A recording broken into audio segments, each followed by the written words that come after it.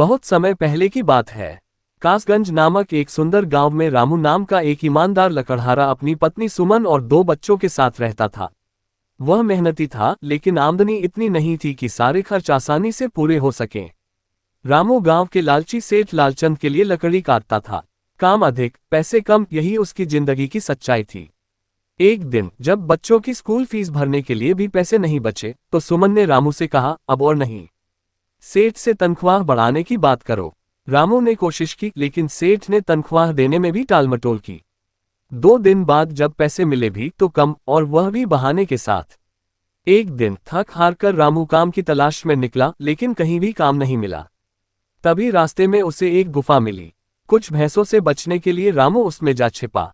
वहीं उसकी नजर एक पुरानी सी टोकरी पर पड़ी। जैसे ही उसने उसे उठाया, एक जिन प्रकट हुआ। जिन बोला, रामू, तुम नेक दिल इंसान हो। ये टोकरी अब तुम्हारी है। यह कोई साधारण टोकरी नहीं, जादुई टोकरी है। इसमें जो भी चीज डालोगे, वह बार बार उसी चीज से भर जाएगी। लेकिन याद रखना, लालच मत करना। जरूरत भर ही लेना, वरना इसके बुरे परिणाम होंगे। रामू घर गया और सुमन को सब कुछ बताया।